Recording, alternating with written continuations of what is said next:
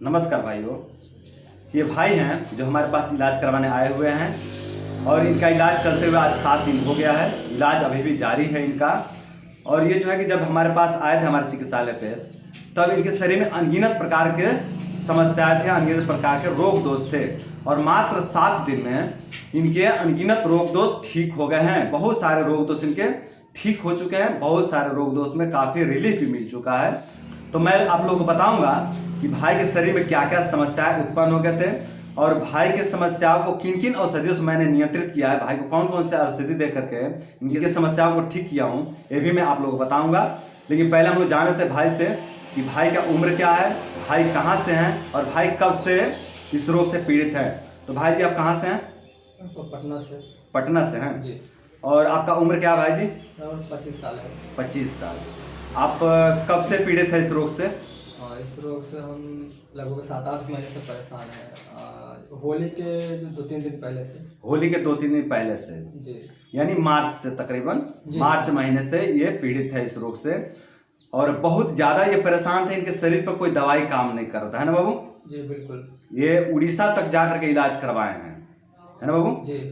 उड़ीसा तक जा करके इलाज करवाए हैं पर कोई रिजल्ट नहीं मिला, कोई फायदा नहीं हुआ, शरीर पर कोई दवाई काम नहीं करता था। और हमारे यहाँ आए तो मात्र 7 दिन में बहुत अच्छा रिजल्ट मिला है, बहुत बढ़िया रिजल्ट मिला है। तो मैं आप लोगों को बताने वाला हूँ कि कौन कौन से दवाइयों का प्रयोग किया हूँ, ताकि इस वीडियो को देख करके आप लोग भी अपने छोटे बड़े समस्याओं को नियंत्रित कर सकें, आप लोग भी ये समझ सकें कि किस तरह के रोग दोष में किस तरह के मेडिसिन का, किस तरह के दवाइयों का प्रयोग करके रिलीफ पाया जा सकता है, उस बीमारियों को ठीक किया जा सकता है। आप लोग को भी ये समझ बने, इसलिए इस वीडियो को पूरा देखें और ध्यान से देखें ताकि आप भी ये समझ सकें किस तरह की बीमारी में किस तरह के औषधि का प्रयोग किया जाना चाहिए। तो चलिए देखते हैं कि भाई के शरीर में कौन कौन से रोग दोष प्रकट हो गए थे और फिर किस तरह के दवाइयों का प्रयोग किया गया है, ये भी जानेंगे। भाई को त्रिदोष संग्रहणी रोग हो गया था। त्रिदोष संग्रहणी मतलब भाई के शरीर के वात, पित्त, कफ तीनों दोष प्रकोपित हो गया था और तीनों दोष प्रकोपित होने के कारण भाई का पेट खराब हो गया था, जिसको आधुनिक भाषा में IBS कहते हैं। IBS जिसको आयुर्वेद में संग्रहणी कहते हैं और संग्रहणी में भी इनको त्रिदोष संग्रहणी था, जिसके कारण इनके शरीर पर कोई भी दवाई काम नहीं कर रहा था। तो भाई को त्रिदोष संग्रहणी रोग हो गया था, नाभि टल गया था, मणिपुर चक्र कहते हैं इसको, मणिपुर चक्र बिगड़ गया था, नाभि बिगड़ गया था। जब भी IBS होता है तो नाभि बिगड़ जाता है। पेट में नल्ले पड़ गए थे। शौच जो है कभी कभी बहुत ज़्यादा कठोर हो जाता था और कभी कभी बहुत ज़्यादा लिक्विड बन जाता था, बिल्कुल पतला पानी जैसा होता था, है ना भाई जी? जी भाई। कभी कभी शौच जो है बिल्कुल पानी जैसा हो जाता था और कभी कभी बहुत ज़्यादा कठोर हो जाता था, 2-2 दिन होता ही नहीं था शौच, है ना भाई जी? ऐसे ही होता था ना जी। पेट में बहुत ज़्यादा गैस बनता था और पेट भरा भरा सा रहता था, हमेशा पेट भरा भरा हुआ रहता था।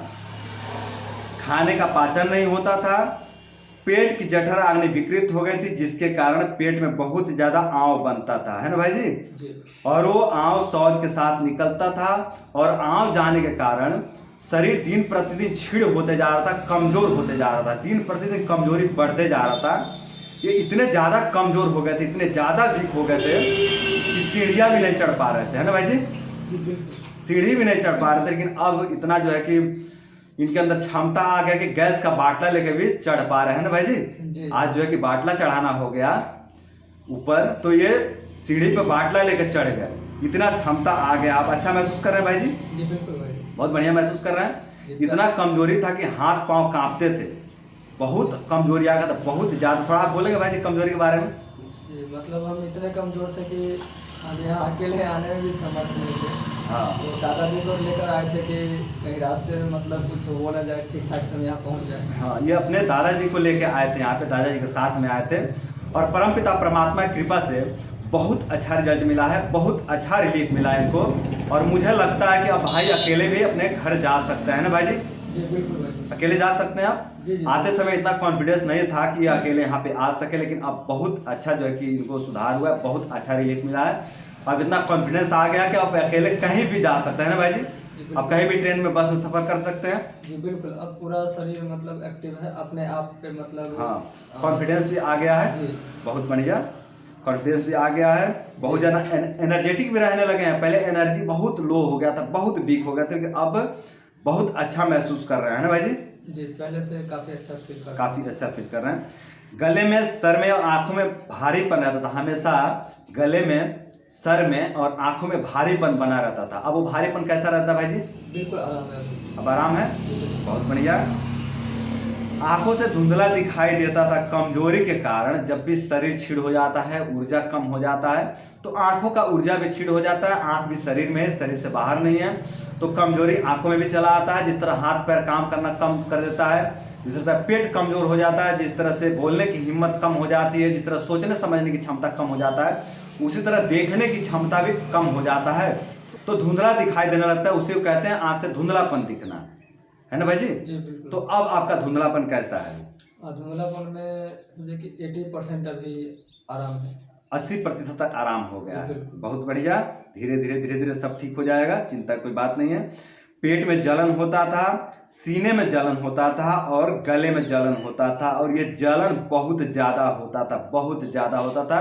जब जलन, अगर रात को जलन होने लगे तो सो नहीं पाते थे, है ना भाई जी? जी बिल्कुल।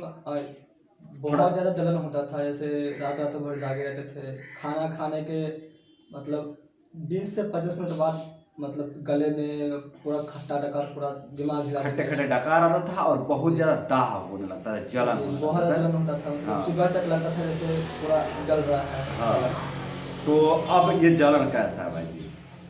2-3 दिन जब यहाँ आए तो उसके उपचार के बाद जो है लगभग मेरा उसके बाद हमको जलन नहीं फील हुआ है। जलन फील नहीं हुआ? तब कितना परसेंटेज में, कितना परसेंटेज कहेंगे ताकि भाइयों को थोड़ा? में ये कह सकते हैं कि जो मतलब 95% से ऊपर में ठीक। 95%। चमत्कार कहेंगे इसको, चमत्कार जैसा जो कि रिजल्ट मिला है ये जलन। और ये जलन कब से था भाई जी, ये जलन वाली समस्या? ये जलन हमको बचपन से था। बचपन से था इनको। ये जो IBS वाला समस्या है, त्रिदोषा जो संग्रहणी, ये तो हुए 8 महीना हुआ है, लेकिन ये जो जलन वाली समस्या है ये इनको बचपन से ही था।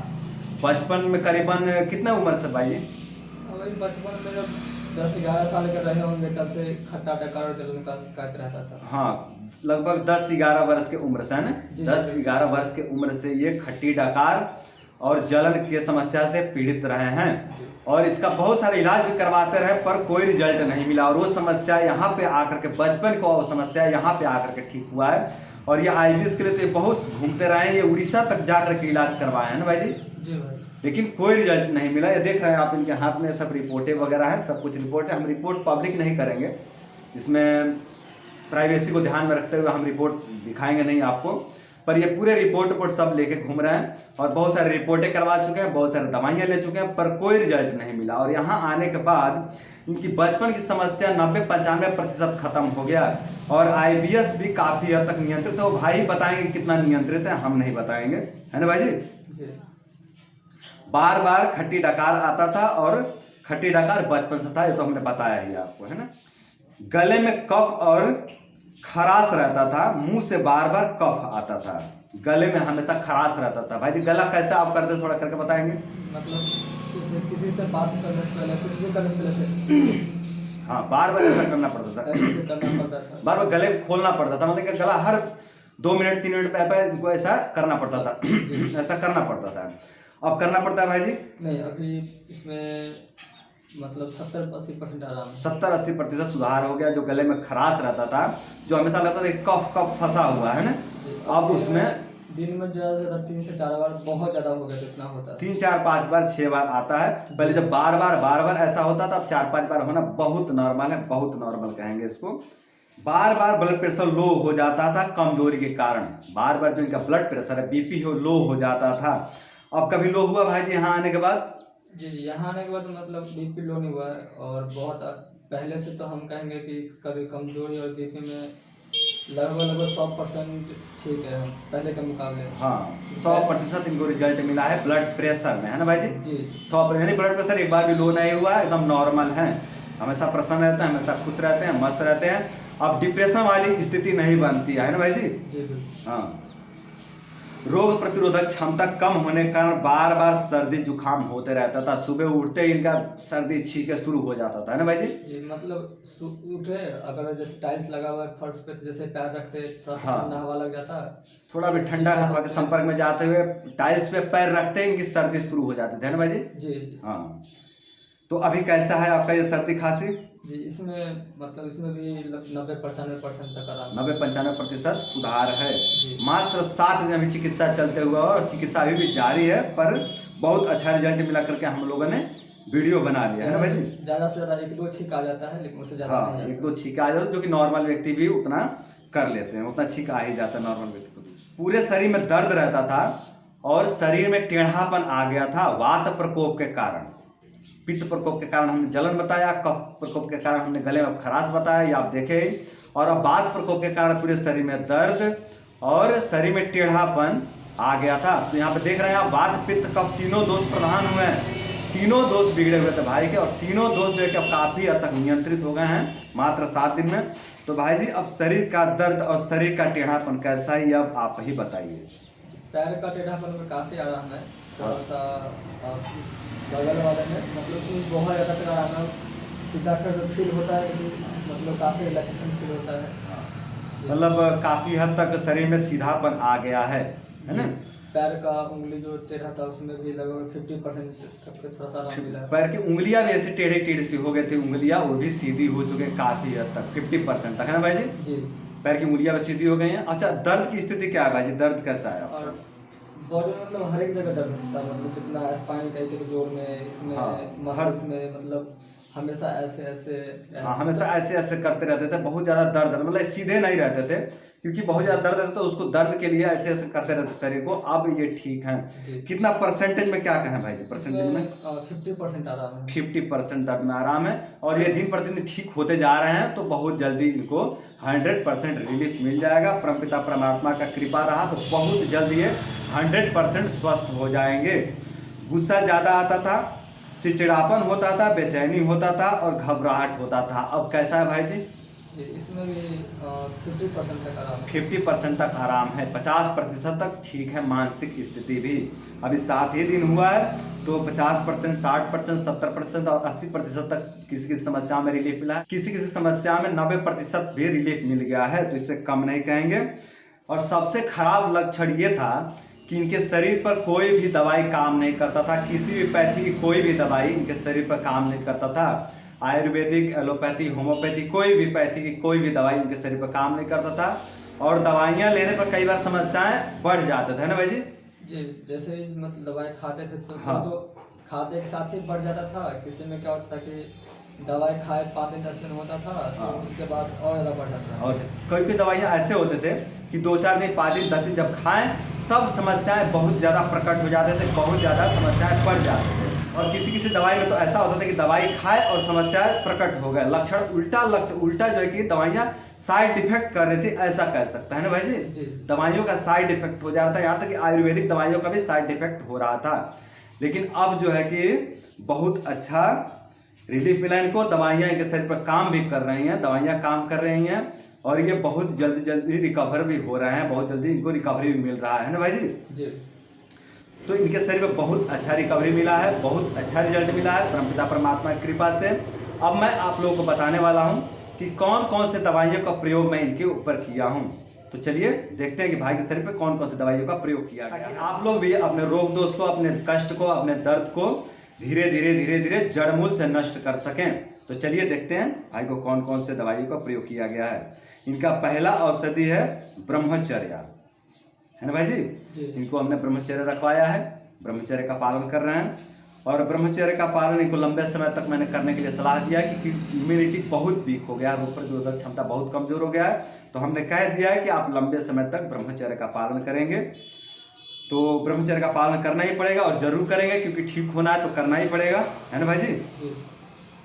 दूसरा इनका चिकित्सा है न्यूरोथेरेपी, हमने न्यूरोथेरेपी दिया। तीसरा चिकित्सा है योग व्यायाम करवाया भाई से। चौथा जो चिकित्सा है, चौथा जो औषधि है भाई का, वो आम पाचक अर्क है।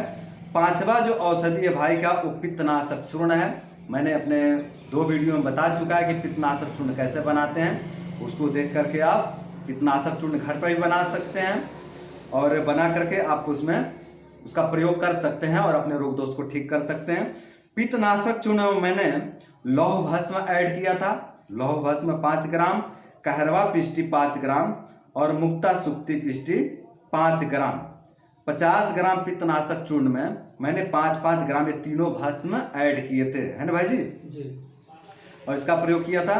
और सबसे आखिरी में मैंने प्रयोग किया मुलहेठी का, है ना भाई जी। मुलहेठी जो है कि चूसने के लिए दिया इनको, और मुलहेठी से बहुत अच्छा रिजल्ट मिला, बहुत बढ़िया। इनका जलन में जो है कि बहुत अच्छा रिजल्ट मिला। अकेले मुलहेठी जो है कि इनके जलन को कंट्रोल कर दिया।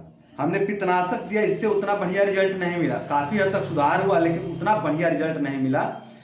पर मुलहेठी के सेवन कराते ही इनका जलन पूरी तरह से समाप्त हो गया। आप कह रहे हैं ना कि 90-95% तक जलन शांत हो गया है, वो मुलहेठी का ही चमत्कार है ना भाई जी। मुलहेठी बहुत चमत्कारी औषधि है। मुलहेठी का चमत्कार भाई देख लिए है, और आप लोग भी अपने रोग दोष में प्रयोग करिए। इसका चमत्कार आप देखेंगे। कितना भी भयंकर जलन हो, छाती में हो, गले में हो, आंख में हो, सर में हो, शरीर में हो, हाथ में हो, पैर में हो, आप मुलहेठी का प्रयोग कर सकते हैं। अगर पाचन बहुत ज्यादा कमजोर हो ना तो इसका काढ़ा बना करके प्रयोग करिए। ये अद्भुत औषधि है भाइयों, अद्भुत औषधि है। मैं मुलहेठी का जिक्र पहले भी अपने कई वीडियो में कर चुका हूं। तो भाई लोग इस तरह की समस्याओं में, जलन में, कमजोरी में, गले के खराश में, कफ में, वात में, पित्त में, हर तरह की समस्याओं में आप मुलहेठी का प्रयोग कर सकते हैं। मुलहेठी वातनाशक, पित्तनाशक और कफनाशक है। ये अकेली ऐसी औषधि है जो वात, पित्त, कफ तीनों दोष पे काम करती है। इसका प्रयोग आप दर्द में भी कर सकते हैं, डायरिया में भी कर सकते हैं, कॉन्स्टिपेशन में भी कर सकते हैं, जलन में भी कर सकते हैं, कफ में भी कर सकते हैं, सर्दी में भी कर सकते हैं, खांसी में भी कर सकते हैं, आंख के जलन में कर सकते हैं, सर के जलन में कर सकते हैं, शरीर में कहीं भी जलन हो, दाह हो, उसमें प्रयोग कर सकते हैं। तो बहुत सारे समस्याओं को ठीक कर देती है अकेले मुलहेठी। ये बहुत बड़ी औषधि है। इसका चमत्कार हमने भाई के शरीर पर देखा, और बहुत सारे रोग दोष में हमने चमत्कार देखा है मुलहेठी का। तो भाई लोग, हमने इस तरह से भाई की समस्याओं को नियंत्रित किया है, इस तरह के औषधियों का प्रयोग करके भाई के रोग दोष को ठीक किए हैं। तो उम्मीद करते हैं भाई लोग कि आप लोग भी अपने रोग दोष को इस तरह के औषधियों का प्रयोग करके ठीक करेंगे। यदि आप लोग भी इस तरह के पित्तोषस संग्रहण से, पित्त संग्रहण से, वातस संग्रहण से पीड़ित हैं, तो आप लोग भी इस तरह का छोटे छोटे प्रयोग करके आप अपने संग्रहणी रोग को ठीक कर सकते हैं, अपने कमजोरी को ठीक कर सकते हैं, अपने शरीर के टेढ़ापन को ठीक कर सकते हैं, अपनी दुर्बलता को ठीक कर सकते हैं, अपने शरीर के जलन को ठीक कर सकते हैं, दाग को ठीक कर सकते हैं, अपने क्षय रोग को ठीक कर सकते हैं। मुलहेठी जो है टीबी के रोग में प्रयोग कराया जाता है। तो बहुत ज्यादा शरीर छीड़ हो गया हो, फेफड़ा छीड़ हो गया हो, फेफड़े को जो है कि कीड़े खा गए हो, ट्यूबरकुलोसिस के जो वायरस होते हैं ये फेफड़े को खा जाते हैं। तो अगर ट्यूबरकुलोसिस के वायरस फेफड़े को खा गए हो तब भी मुलहेठी का प्रयोग करके उस फेफड़े को रिकवर किया जा सकता है। और मैंने ऐसे केस में काम किया है और वहां पे रिकवरी भी पाया है। तो आप लोग भी इस तरह के केस में, कमजोरी में, छीड़ता में, श्वास का प्रॉब्लम हो रहा हो, श्वास लेने में दिक्कत हो रहा, दम फूलता है, जिसको दम फूलना कहते हैं, दम्मा कहते हैं, उस तरह की समस्या में भी आप मुलहेठी का प्रयोग कर सकते हैं। इसमें रोगानुसार, दोषानुसार, बलानुसार थोड़ी सी औषधि का चेंजिंग भी किया जा सकता है। किसी में सोंठ का, किसी में पिपली का, किसी में गुड़ का, इस तरह का प्रयोग कर, किसी में शहद का प्रयोग करके दिया जा सकता है। तो और ज्यादा ये पावरफुल, ताकतवर हो जाती है। तो इस तरह के औषधियों का प्रयोग करके आप लोग भी अपने समस्याओं को ठीक कर सकते हैं। तो उम्मीद करते हैं कि वीडियो आप लोगों को काफी पसंद आया होगा। इस वीडियो से आप लोगों को काफी कुछ सीखने को मिला होगा, और इस वीडियो को देख करके आप लोग अपने रोग दोष को ठीक करेंगे। तो आज के लिए इतना ही। नमस्कार।